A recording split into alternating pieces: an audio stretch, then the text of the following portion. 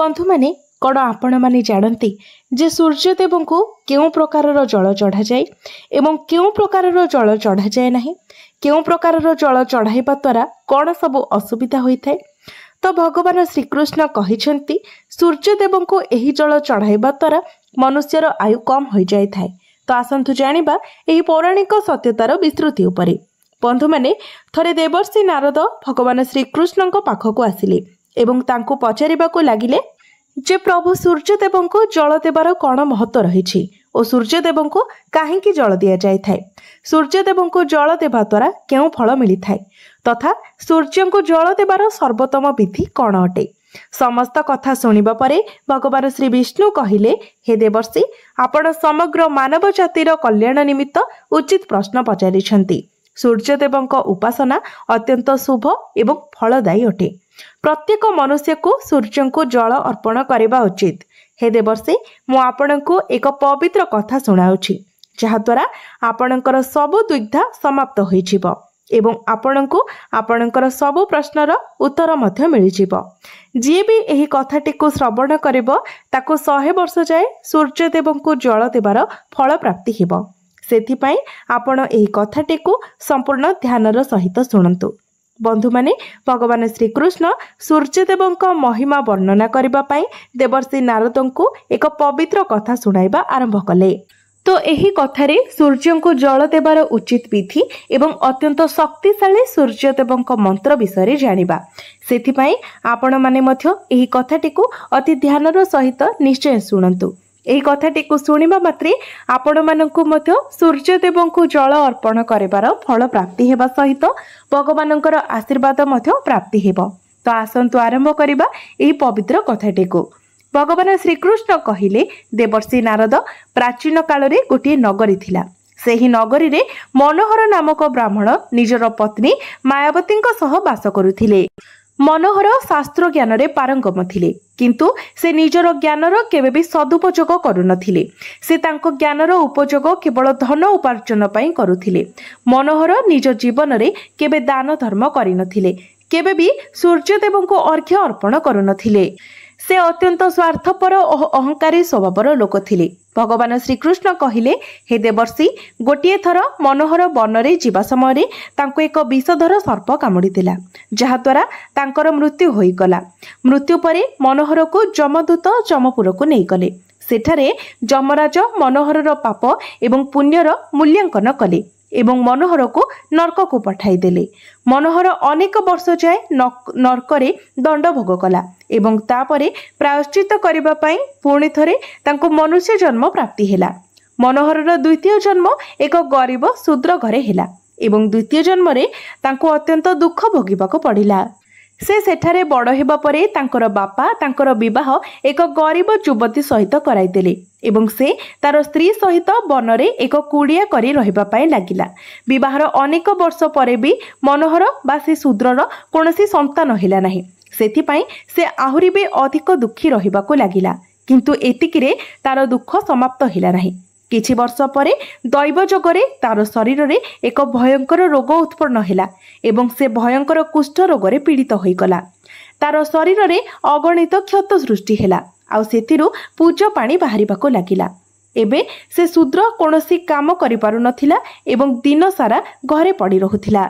मात्र तार स्त्री जणे पतिव्रता नारी थिले। ता स्वामी को कुष्ठ रोग हेला परे भी से तांको स्वामी को छाड़ी चली जाई नथिले एवं निज स्वामींकर नित्य सेवा करुथिले।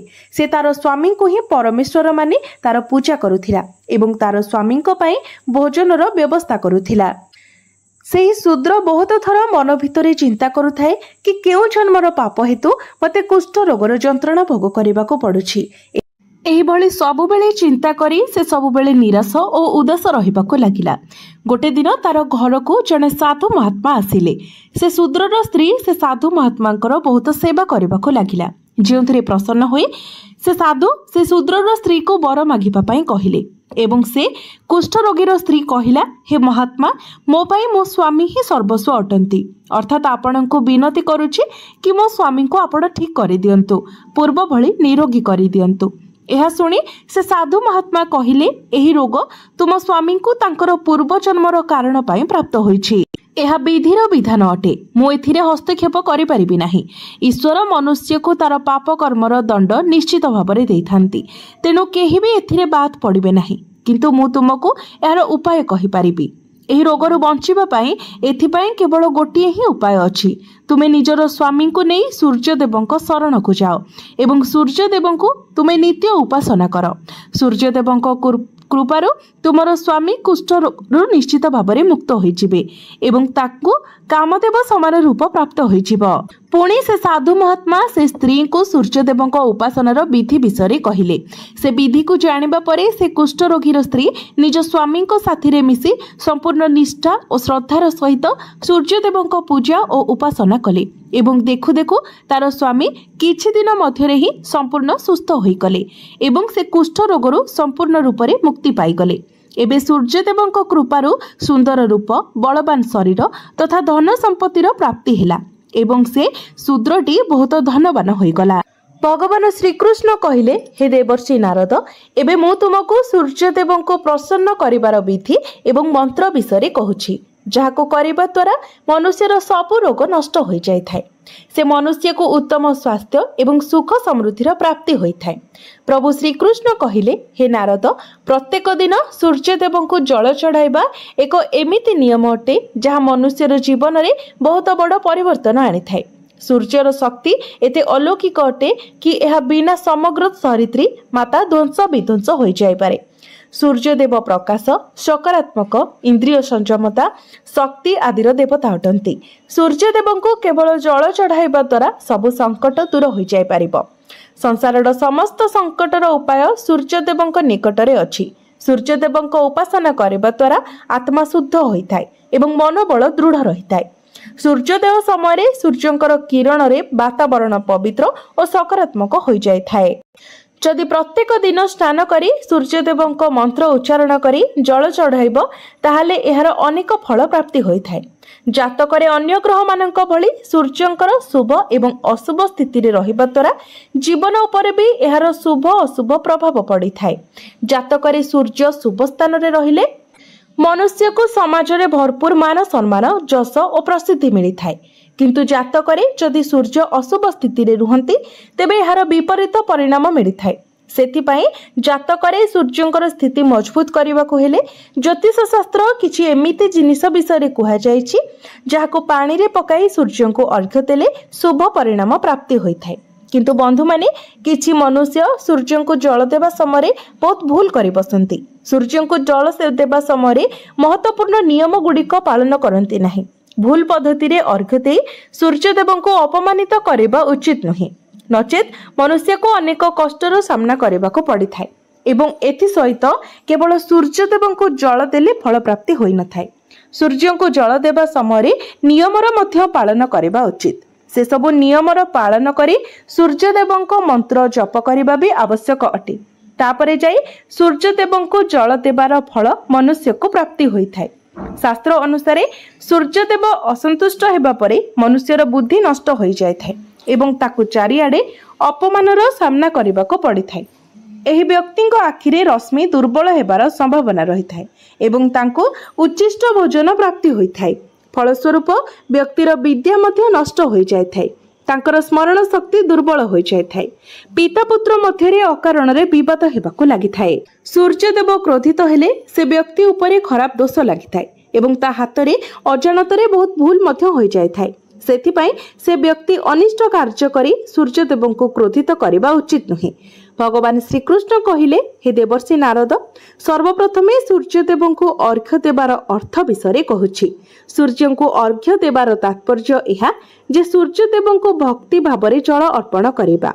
एही जल को दुई हाथ रे आंजुली नै किंबा पात्र रे शुद्ध जल भरी सूर्यदेव को समर्पित करंतु। किंतु ध्यान रखंतु कि जदि हाथ रे आंजुली बनै सूर्यदेव को जल देउछंती तेबे हाथर तर्जनी एवं अंगूठी को खोलिकी रखंतु। जदि आमे तर्जनी एवं अंगूठी को जोड़ी की रखिबा तेबे एहाको राक्षसी मुद्रा कहा जाए एवं एही मुद्रा रे सूर्य को अर्घ्य देबा अशुभ माना जाय थाए। जदि पात्र रे जल भरी सूर्य को अर्घ्य देउछंती तेबे सेही हाथ रे दुई आंगुली जेपरि स्पर्श न करे एहा ध्यान रखंतु कि अर्घ्य देवा समय निजर दुई हाथ को ऊपर को उठाई धरंतु एवं मुंड तलकू रखंतु। सूर्य को अर्घ्य सर्वदा सूर्योदय समय देवा उचित। उदय हेबा सूर्यंकर उपासना करिबा शुभ होइथाय। सूर्योदयर 2 घंटा परे अर्घ्य देबार कोनोसी मूल्य रही न थाए। जदि कोनोसी भी कारणवशतः आपण अर्घ्य दे पारि नाहंती तेबे 3 थर अर्घ्य देबा जगारे आपण 4 थर अर्घ्य दियंतु एवं सूर्यदेव को क्षमा प्रार्थना करंतु। एमिति करिबा द्वारा दोष कम हो जाय थाए। तो सूर्य को जल पात्र रे देबा उचित। तंबा सूर्यदेवंकर प्रिय बोली माना जाय थाए। सेथिपाई सूर्यदेव को जल देबा पाई तंबा पात्रर प्रयोग करिबा उचित। अन्य धातुरे तैयारी कोनोसी पात्र रे सूर्यदेव को जल देबार कोनोसी फल प्राप्ति होई न थाए।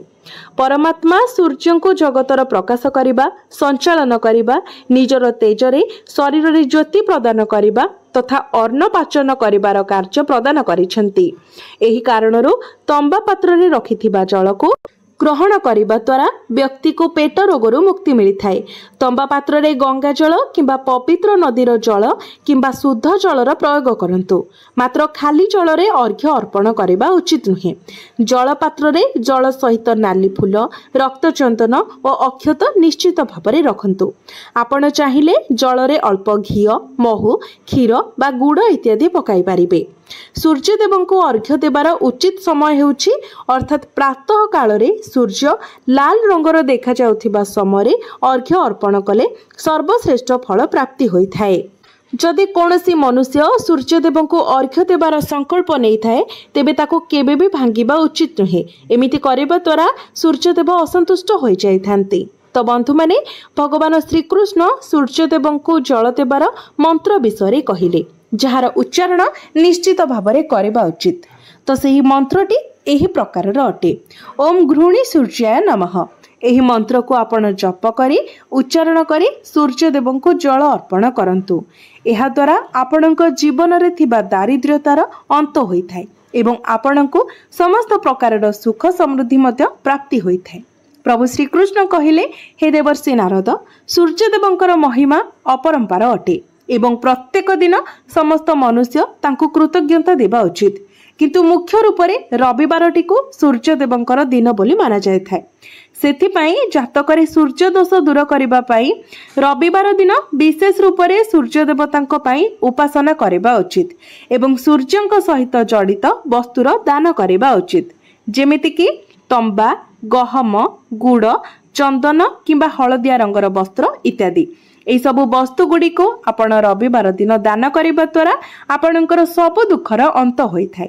जदि व्यक्ति असुस्थ अछंती किंबा घरे किछि सूतक अछि किंबा अन्य किछि समस्या अछि जे कारण पई आपण सूर्यदेव को अर्घ्य देई पारु नाहंती सेथि पई शास्त्र रे मानस पूजार व्यवस्था करा जायछि। अर्थात निजर मन भितर ही सूर्यदेव को आपण अर्घ्य दे पारिबे एवं जदि कोनोसी कारणवशतः सूर्यदेव देखा जाउ नाहंती तेबे पूर्व दिग आड़क मुह करी अर्घ्य दे पारिबे। तो आपण केबे भी सूर्यदेव को अर्घ्य देवार संकल्प छाड़ंतु नाही। बंधु माने एही बळी भाबरे भगवान श्रीकृष्ण देवर्षि नारद को सूर्यदेव को अर्घ्य देवार विधि एवं सूर्यदेव को अर्घ्य देवार मंत्र विषय संपूर्ण रूप से बुझाई देले। तो बंधु माने मोर ही भिडियोटी जदि आपण मानकु भलो लागि थाए तो भिडियोटी को लाइक करी चैनल टी को सब्सक्राइब करि देबे एवं कमेंट बॉक्स रे भक्ति एवं श्रद्धार सहित जय सूर्य नारायण निश्चय लिखिबे।